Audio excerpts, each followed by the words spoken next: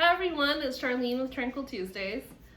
Today I'm going to make a Phoenix Honey Orchid Oolong tea, and I really want to talk about unscented, unblended, pure and natural teas. So first I'm going to heat up the gaiwan, which I'm going to use to make this tea today. As you know, we like to heat up all our pieces before we start, just to kind of get everyone warmed up and ready.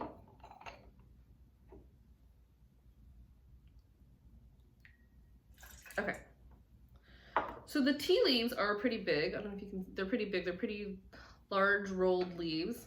And this gaiwan holds about 100 milliliters, which is between 1/3 and 1/2 cup of water. And I'm gonna add about a tablespoon. And that's mostly because these leaves are huge. Yeah. Okay, and a fun thing I like to do with this tea is, it already smells so good. So I just use the heat from the warm up, and I put the leaves in and I just shook it a little bit, and it already started releasing a lot of its wonderful aromas. Okay, so I'm gonna do a rinse.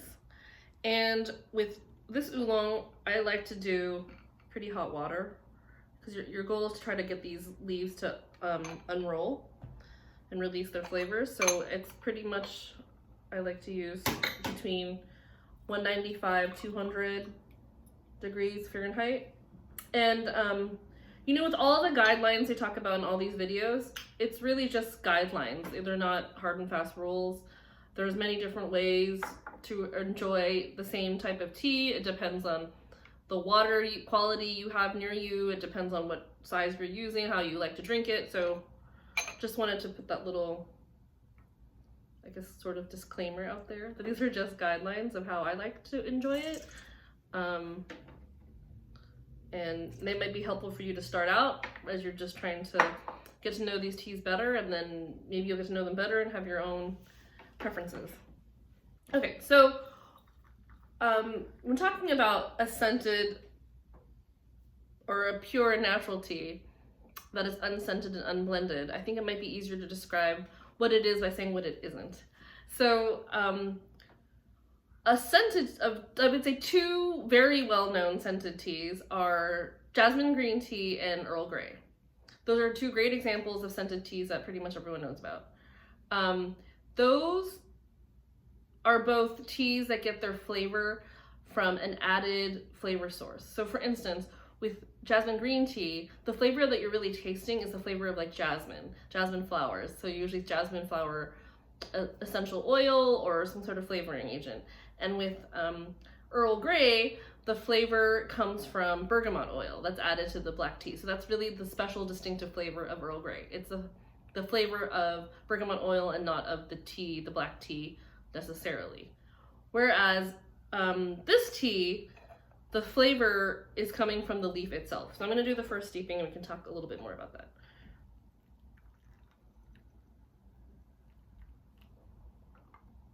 I want to steep this tea about like 45 seconds or so. So with this tea called Phoenix Honey Orchid Oolong tea. So Phoenix, the name, that part of the name comes from the fact that it's grown on Phoenix Mountain, which is a tea mountain that's on the border of northern Guangdong and southern Fujian in China. And the honey and orchid part, it doesn't mean that the flavors of honey and orchid were added to the tea. Those are just the name that the makers came up with because they think it typifies the distinctive flavor of this type of tea. So if there are honey and orchid notes in this tea, it's coming from the actual natural leaf itself. It's not coming from an added flavor. Okay. I think part of what makes this tea such a fun tea is it's such a complex tea with many different layers of flavors. Okay, this color looks good. The smell. Okay, seeming good so far. Hold on, let me put my.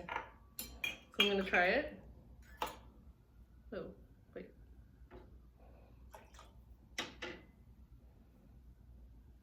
think it would be more efficient if I was left-handed, but I'm not. Okay, I'm gonna try it.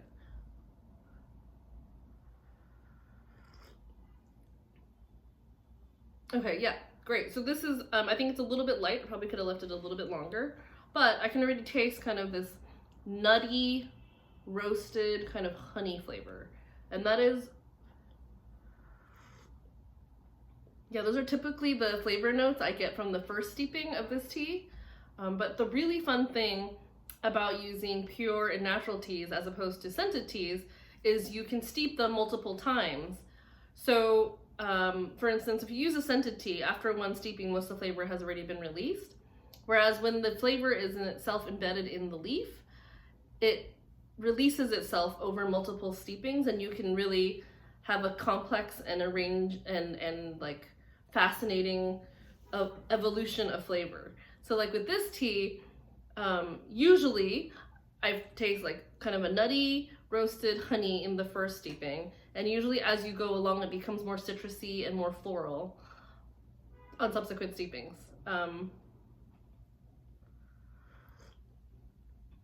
So we'll try another steeping just to test it out.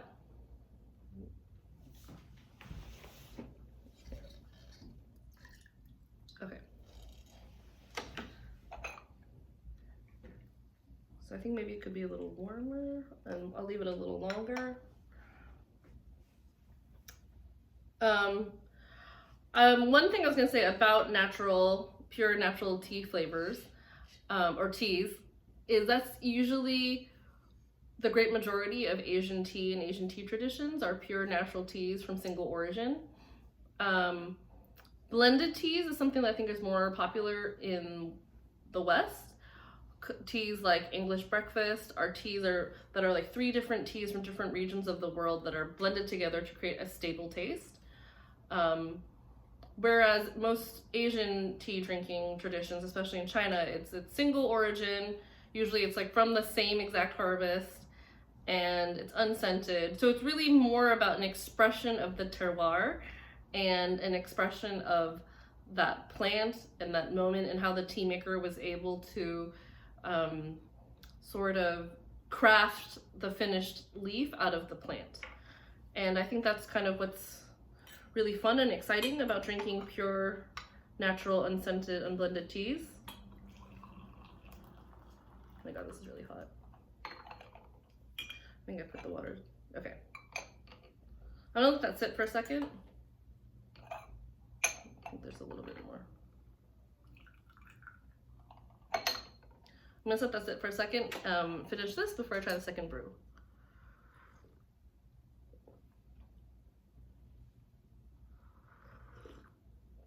Okay, so there's like nothing wrong, obviously, with scented teas, and I'm not trying to knock on that. If you love a scented tea, there's nothing wrong with that. But I think it's more about being open to exploring the differences and being open to exploring some pure natural teas that have been unscented to discover these distinctive flavors that are that can express a wide variety of flavors without any extra added scents.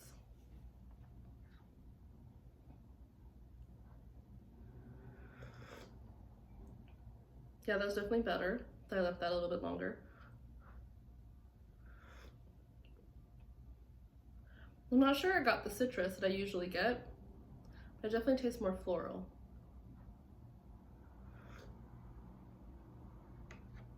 Ooh, yes, super floral.